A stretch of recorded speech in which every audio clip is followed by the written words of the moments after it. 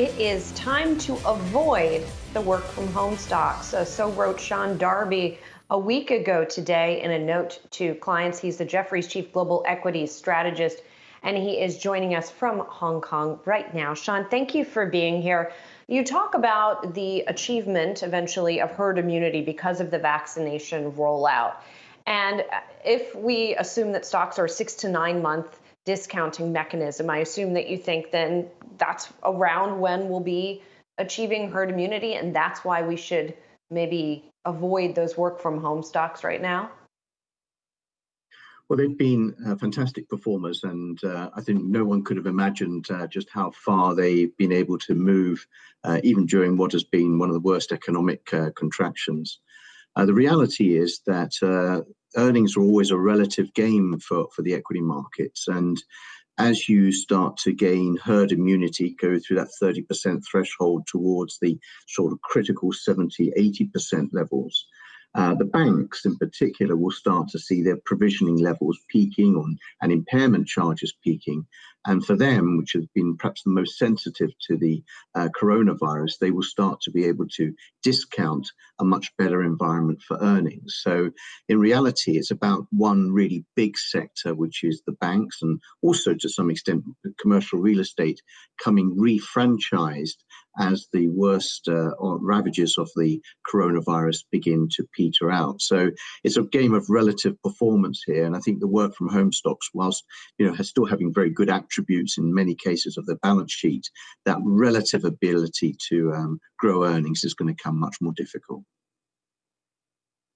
Sean, I think that the relative framework is such an interesting one because people get quite zealous about the value versus growth rotation, what it really means, what it doesn't mean. I mean, it sounds, in a backdrop where financials and real estate are doing well, certainly that sounds like value is going to do well. But do people maybe lose the relative forest for the trees, as it were? People are too focused on, oh, this is value's moment. And it sounds like your point is, yes, it's value's moment relative to what the amazing performance we've seen from the growthy names in the last year. Well, you're right. I think there's been a certain amount of stigma towards value stocks, which is in many respects not something that you should ever do in an equity market, because of course that starts to be the worst moment in terms of the relative performance game. I think from my point of view, we have to remember that these two sectors produce very large relative profits for the overall economy. And I think that's really where we're going to sort of see 2021 earnings. It's going to be very much the unloved parts of the equity market that are going to produce some of the better relative earnings. And, US equities has always been an EPS revision game.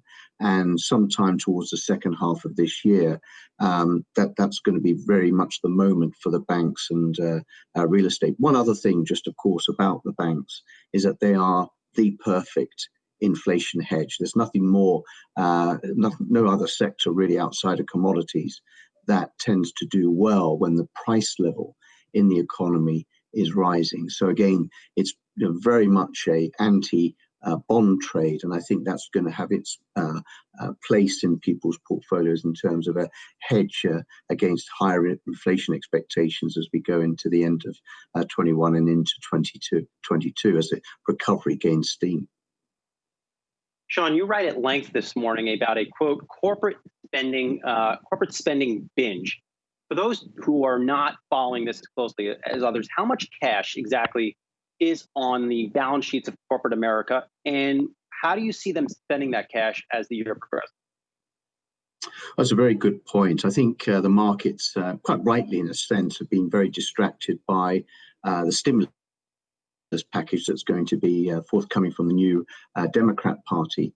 But in reality, alongside that you have the corporate sector, which has raised the most amount of money from equity and bond markets in history, and where the gross cash level as a percentage of their total assets for the S&P is at a record high. So that money can do a lot of things. It can do share buybacks, it can be used for dividends, it can be used for acquisitions. But I think in the sort of scheme of being in part of an early cycle, companies will try to deploy that in terms of capital investment. So it's another sort of lever for economic growth in the US, and one in which, again, it recycles into a lot of the unfashionable parts of the equity market, particularly the industrials and some of the sort of more cyclical industries. So I think initially people will be very euphoric about the news of the headline stimulus package from the Democrat Party. But that will actually that will peter out through 21, 22. But the capex cycles tend to be of a much longer duration. And I think that's where, again, clients need to start to be positioning and aware of just how much money can be deployed over the next couple of years. And related to that, Sean, Brian asked about corporate cash, but certainly investor cash has been a big theme in the last decade, really. And you guys had a recent chart showing just the huge surge in inflows to equities over the last couple of months. What role does that kind of money play in the market as we get through and kind of get 2021 really underway here? Well, it's a very good point. In fairness, that was really part of this big performance move in equities that came about in the week of the US election and the week of the vaccine news. So there was a squeeze in for this cash to move into equities. But just to put it into a more holistic fashion, last year, money market funds received the most amount of money compared to any of the asset classes that we follow. And there was still 900 billion that was unused in money market funds from a peak of around about 1.4, 1.5 trillion at the height of the pandemic scare. So there's a lot of cash still sitting that can be used to go into equities as of other asset classes. And as I say, I think we're still in this period of time for equities where the buy the dip mentality has probably still going to reduce those drawdown risks, which tend to be much more of a late cycle, and this one might be much more earlier. You get still quite a lot of money still to be deployed by investors. That mentality has been remarkably persistent, hasn't it, Sean? Finally, I want to ask you about international versus U.S. because there has been a lot of debate about that going into this year and whether people might want to put some cash into international. As someone who sits in Hong Kong and your purview is global, how are you thinking about that question this year? Well, there's certainly a lot of equity markets that have not followed the same performance as the US, and they have actually been far worse affected from the coronavirus because their economies are very service orientated, large amounts of tourism, countries like Italy, Spain, Portugal, Thailand. So I think on the international side, if you think that the vaccine rollout will be successful, then the laggards actually have a lot of room to perform in 2021. And I think there's still actually a very good story there.